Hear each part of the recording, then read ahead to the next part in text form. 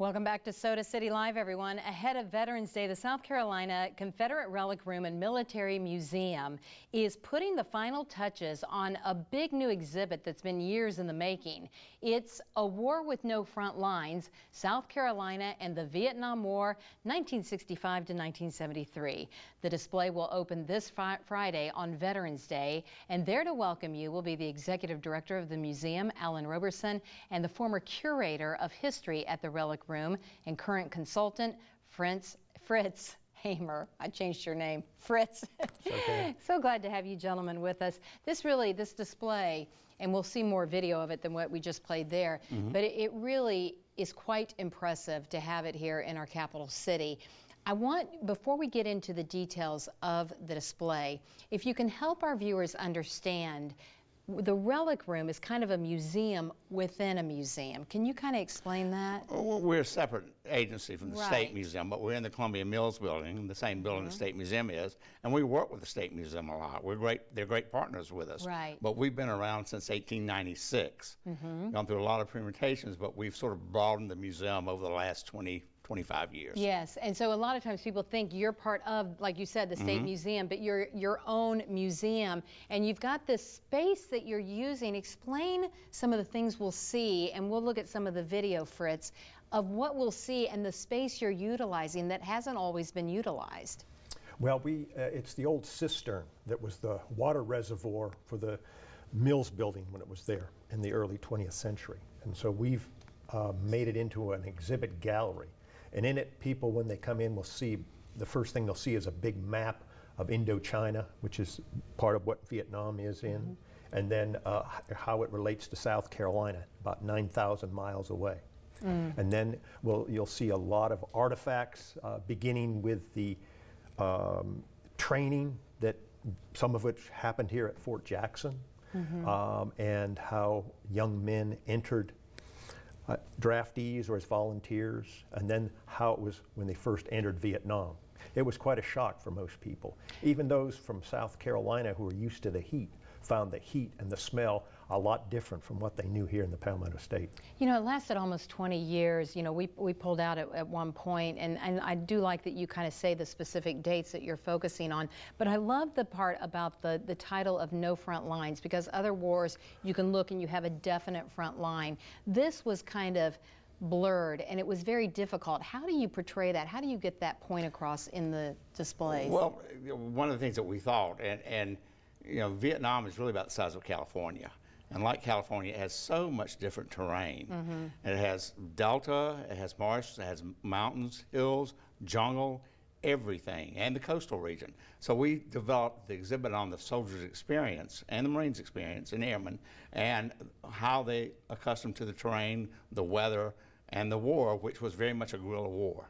And you are really pinpointing actual South Carolinians and their involvement in it. Right. We interviewed over 60 veterans of the Vietnam War. Of course, the majority were Army, because that was the largest branch of the service. Right. But we've interviewed the other 3 branches as well. So from that, we pulled out small parts of their story to tell about ranging what training was like before they went, what it was like when they entered the nation, Vietnam, some of their combat experiences, or, you know, 80% of the troops in Vietnam were not combat. They were logistical support in various ways. So, for example, we have a Marine who was actually, no, I'm sorry, he was Army, who was actually crushing rock to build the roads that were so essential for transporting. So we tell little portions of those stories within the exhibit and the artifacts that you'll see. Fantastic, Fritz. Alan, tell me about what you have there. Well, what prompted, somebody, I think I was asked this question, was what prompted the exhibit, and what really did is this photograph I'm going to hold this for our viewers. of Sergeant Steve Flattery. Yes. And it's a fascinating story. He is the child of an American serviceman and Japanese woman in post-war Japan in 1946. They are ostracized because they're mixed race because of after post-war, and they're kept in an orphanage. He's later adopted at age 10 by someone in Columbia. He knew 5 words of English, but he'd learned from servicemen how to play baseball. He moves to Columbia, and becomes an all-American boy. Yes. I mean, he has an MG convertible. He works in a soda shop. This is early 60s. Yes. He is in the Columbia record in the state. He's catching passes, and he's finally, scouted to go to college. Scouted by the Cincinnati Reds, goes to college on a baseball scholarship. But after his freshman year, he joins the 101st Airborne, fighting in Vietnam because he wanted to get back to his country, and he's killed there. And he had 4 letters on him that were taken by North Vietnamese soldiers. Right. And in 2012, those letters were given to Secretary of Defense Panetta as a first official that's right. change Yep. between the Right. two countries. I remember that. So that's prompted the exhibit. We're going to tell his story a little fuller than we have in the past. And that's one of the letters you have with you right now that he had on him? No, that's a different letter from Okay. that Fritz is carrying right now. Just hold that up one second, and then we've got to wrap up. But this is one of the letters that... Actually, this is orders to orders. Alec Miller, who was a Colombian native, who was a lieutenant in the Delta, what's known as 4 Corps. And when he was out there as a spotter, he was hit by a mine and shredded his legs, and this order was in his wallet, and you Wow. can see the remnants. It's of it. powerful, and you can see the tears in it. To hold history in your hand, it's remarkable. And you have the opportunity to see history in front of your eyes at this relic room. Take a look at the full screen graphic. A War with No Front Lines, South Carolina in the Vietnam War, opens this Friday on Veterans Day. The exhibit is at the South Carolina Confederate Relic Room and Military Museum, which is at 301 Gervais Street in downtown Columbia. The museum is open Tuesday through Saturday from 10 a.m. to 5 p.m.